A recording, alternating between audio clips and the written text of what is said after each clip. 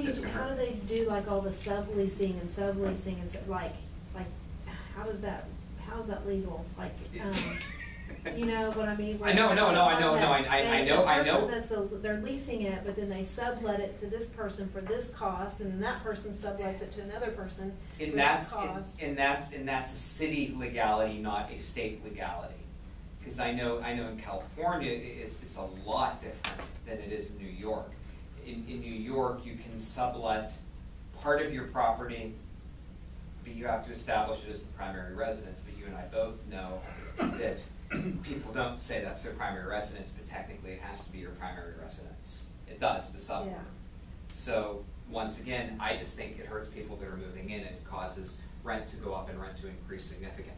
So who ends up paying the taxes on that? The sublet person, or then it goes all the way back to the original person that leased it? Both should be paying it. But if the sublet person doesn't pay it, then it goes back to the original person. And how else do they do it? Well, honestly, they increase the prices of everything. You know, that's another problem in New York. You know, I mean, I play cards. I would never play slot machines in New York City or in New York. I think playing slots or gambling in a New York casino, you are a moron to play in New York. You really are, because their rate of retention is worse than most bars, because they have to be getting the money somewhere, so they lower the payout and they lower the yield on slot machines, where you have a much better chance of making more money if you go to New Jersey. New Jersey pays a much better rate of return, but they have to pay something, because they have to make up for that. They have higher taxes in Buffalo and Albany to make up for the problems in New York City. California's the same way. You know, you're paying Los Angeles taxes if you live in a more desirable area of California, and that's kind of the state yield and state equity. We don't have that problem really in this state, and we don't have that problem luckily we don't have that problem in Texas, because there's still a lot of land. The issue with New York is, you know, you're not going to get property in New York City, and if you do, you're very lucky. One of the criticisms too, and I could say this kind of in Oklahoma, because I know this was something that was really new to me here. We have something called multi-generational home ownership here, where homes are passed on to families. That's new to me. I wasn't really used to seeing that until I got here, but that's something that I've heard a lot about, and Ed Harris told me a little bit about this.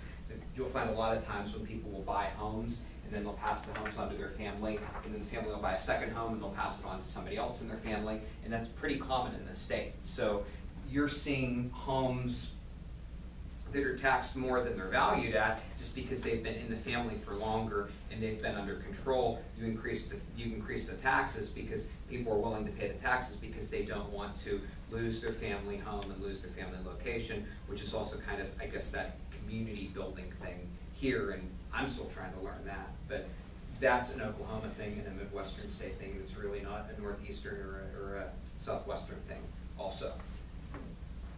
So circuit breaker tax exemptions is one of the big problems that we're seeing exist in Pennsylvania. This is basically saying that you're locked in if you own a home and you're 65 years or older, and we won't exceed your property taxes.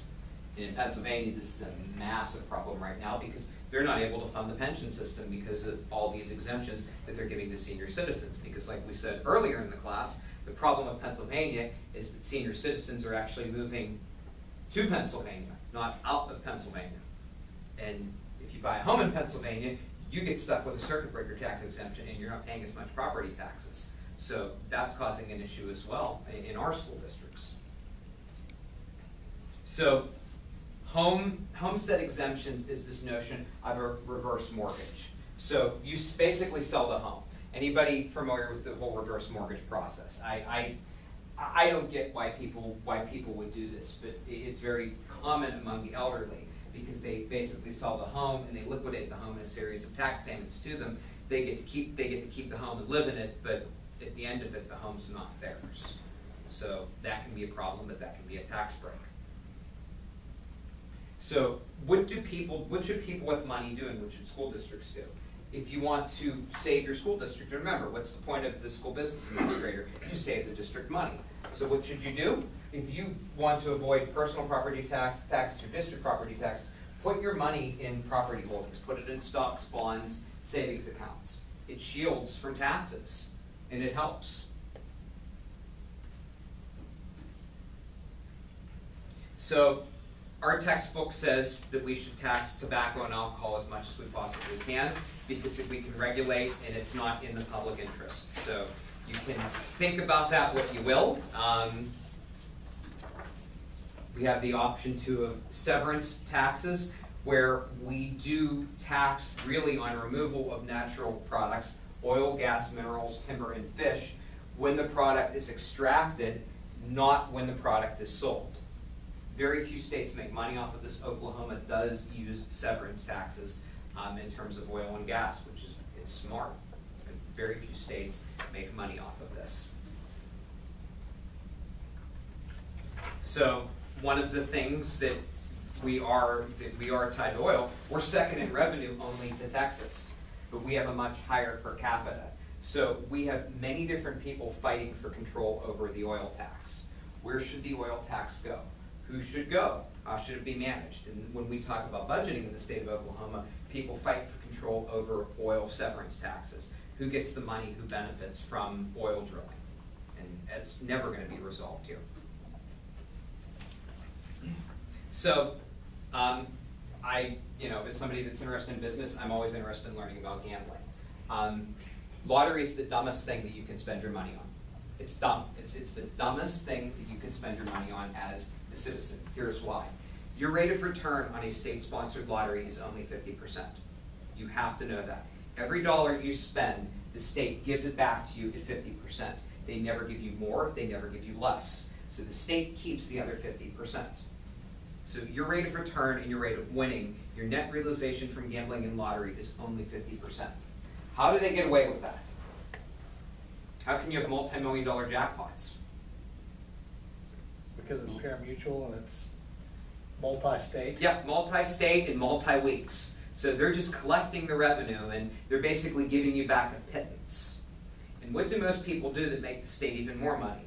If you win a $300,000 jackpot, how much of that $300,000 do you really see? 54%? Oh, well, you see a lot less than that if you elect what most people do. Lump sum. You take the lump sum. Lump sum, you're only going to get 20% of whatever the jackpot is.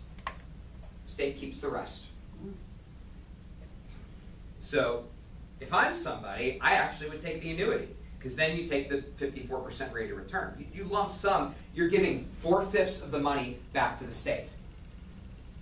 So if that 300, how much would that be for 300,000? That would be, yeah, 60 million. You're 300,000, 60,000. Yeah, 300 million, 60 million is all you would see. I mean, sure, that's all you would see, but think about that. You're basically giving up $100 million to get it all in one lump sum, when you could take it in an annuity paid off over 30 years, which would probably benefit you more. I say this, and I want you to know this, as educated people, the lottery is the dumbest gamble that you have. It's dumb. You can make more money on blackjack, you can make more money on slot machines. What's our state rate of return on slot machines? It's very high. We have a very good state to play slot machines in. You might, yeah, it's between 80 and 90%. How did you know that? Huh. I know You a some slot machine things player? about, Yes, we know what craps is the game. Yeah. I like Craps craps. is, that's your I best like one. craps, It's yeah. been Your true odds, that's the best one. I love But craps. that's great. I mean, that really is. I mean, an 80 to 90% return on slots are great. Lottery for educated people, it's a dumb move. You have a much better chance of making money in a casino than you do at a state-funded lottery. Oklahoma does not fund most of their, we have one of the most least funded lotteries in the United States, because most of our gambling, people are smart enough to say, in this state, I'm going to go to the casino. It's a quicker rate of return. Most people don't play the lottery in Oklahoma. But Except you have to put an ante down for every bet that you make. I can't Yeah. do it. I don't do it. yeah, I don't get them. but it's still a better rate of Fly to return. Las Vegas. It's still a better rate of return than 50%. Ugh. And that's the struggle that you make, you know. It's better, but you know, like I said, Pennsylvania, we have one of the best lotteries in the United States, and we give all of our money and all of our gambling fund to senior citizens. We're only one of 2 states that actually do that, and that's You why know, we a lot have. of seniors that go gamble. Yeah, that's it. I mean, Slot machines, and they're just. and they just sit there and they play, but every single bit of the money goes back to reducing Medicare costs, housing for senior citizens, making up for property taxes that they can't afford to pay. We have a huge circuit breaker exemption in Pennsylvania, meaning, you know, essentially that senior citizens, their property taxes is funded by the lottery and it's funded by the casinos. Is it age 65? Age 65 or older, yeah. But the big thing that they're debating on, and trust me, like when I was home for a month, they were screaming about this, is a senior citizen 62, 65, or 67? It's all over the news, that's all they can talk about. But it's better than, you know, hearing about athletics every second, you know? So it was a good change off, you know? It's two different things that I'm not like, neither one of them, but I swear to God, the last month, all that I've heard about is, what is a senior citizen? How do we define a senior citizen in Pennsylvania? Is it 62, is it 60? I mean, that's all that was on the news. And you have people that are saying, well, it should be 62, and people that are saying that it should be 67. And, you know, I don't know. But that's all that they talk about. So, quick question. Yes. I think the lottery came into fashion here before I got here, but I hear that the amount of funding from the state to education basically went down by that amount of money. Yes. Okay, so basically it was just we traded One for gambling yeah. for okay. X for Y. They Okay. supplanted. Yep. Yeah. All right. Just want to make sure. Yeah. You know, No. it's tax breaks to But that's not how it was presented when they Well, voted. it It was Right. presented as, yeah. it was presented in Presented the as vote as add-on. this is additional money. Yeah, Then so everybody once the- voted for it. So we're gonna help education. Now in Ohio they actually are, honestly. But it's, you know, but then again, Ohio could open up casinos, and that was their advantage, and then they used it. So school districts are looking to private foundations to fund their schools. That's good. But there are many, many, many negatives that come with this. When private foundation founds schools, what happens? Oh my gosh. Yeah, they feel like they have a say so in what's going on. They expect you to follow their program and do what they want to do. Their rules, their control, their everything. Their philosophy. Yep. My school district back home let Coca-Cola build the scoreboard for their stadium. And they did it in the 90s. And we had to call our stadium Coca-Cola Stadium. What we did as teachers, and I ended up teaching, I taught in my home district for a year. If a child brought Pepsi to school, mind you, I'm supervising lunch, and I have to worry, you know, I'm not worried about whether kids are going to kill each other, I'm worried about them drinking Pepsi. We had to pass out plastic cups so they could pour their Pepsi in the plastic cups so that we could promote that they should be drinking Coke. Yeah. So what do you think 9th, 12th graders brought to school? Bud Pepsi. Light. They, Yeah. just to be, Just to just to be do it, obnoxious. just to be obnoxious. So, you know, but that was a private foundation. We got a lot of our money from Coca-Cola. So what was gonna happen? They would pull funding if they saw Yes. Pepsi in the hand of a student? Yep, and if any after-school activities, they brought Pepsi and the parents brought Pepsi in, and Coca-Cola's representatives were there, they threatened them, and they threatened to shut down the organization. Sounds familiar. We did, We've I did. been there, done that. Been there, done that. We have a Coke? co-contract. I Yep. mean, like at Sam's, if I go to buy juice for a breakfast, it has to be, I bought the wrong juice one time. You gotta buy Yeah, Dasani sometimes you don't over. know what's Sonny what's Watt. a But Coke because I didn't know it was, product, I didn't know the what's a juice was a Coke Pepsi product. product. They let you know pretty quick. I did. Dr. Pepper I is a was- Pepsi product. Dr. Pepper's Pepsi in Oklahoma. It is in Oklahoma. I did the music programs all through high school, and music programs, and you know, in most of our states, especially Pennsylvania, as strange as this is, you know, we can't afford to send everybody to Disney with the band or the chorus, so we send them to the amusement parks. We send them to Cedar Point. We send them to Kennywood, the local amusement parks. Coca-Cola took a fit because Kennywood was a Pepsi park. And they said, chorus cannot sing at Kennywood Park anymore. Band cannot go perform in Kennywood anymore because those kids are getting exposure to Pepsi. And they made the biggest stink about this. And the school board let it happen. It's the contract. And all the activities had to be Coke funded and Coke supported.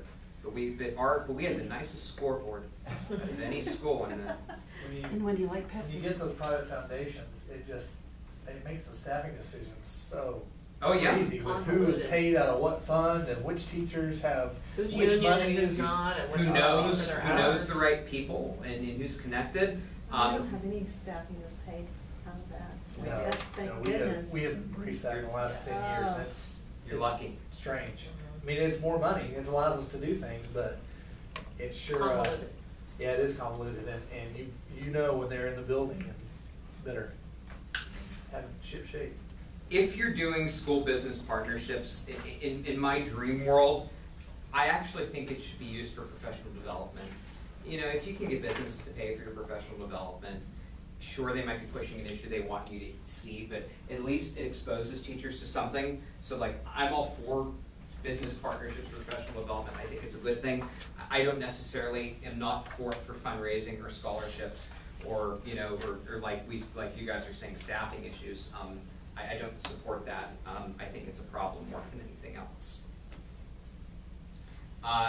Anything involving educational improvement, that's where you get into really, really, really scary situations, because then the private business partnership is telling you what educational improvement should look like, what curriculum you should be using, and that takes away some of the autonomy and control that you necessarily need. So what do? You need to find different ways to tax and add value, and this is something that the United States really, really, really screwed up on that I want to talk about. Here's what should have happened.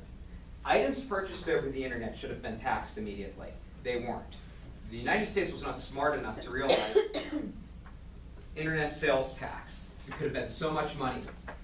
Billions and billions and billions of dollars were wasted because no tax was on items that were purchased over the internet initially.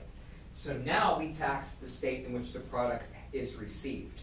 So people that live on the border are more likely to receive property in a state that doesn't have as high of a tax, if you can possibly avoid it. P.O. boxes are nice, wonderful ways to avoid that from happening. Getting credit cards that are in different states. You know, I own a home in Pennsylvania, and we live in Oklahoma, so here is an Oklahoma citizen. I'm a Pennsylvania citizen. That way we can take advantages of the good in one state and the good in another state, and it's a smart move. You know, if you have the opportunity to do that, you can. Value-added tax, this is when you're adding a tax based on the production and development of something at each economic level. The problem that we see with this is the more hands that go on products through developments, the higher the tax. That means the more people and the more people that are contributing to it, that's going to raise your taxes, which can be a problem as well. So I actually think this is a perfect stopping point. I will lecture tomorrow, and I'll upload chapter 6 and 7, but they're pretty quick. It's local control and state control, and I'll put those online, and I will have videos online for everybody, and that'll be it. Stop.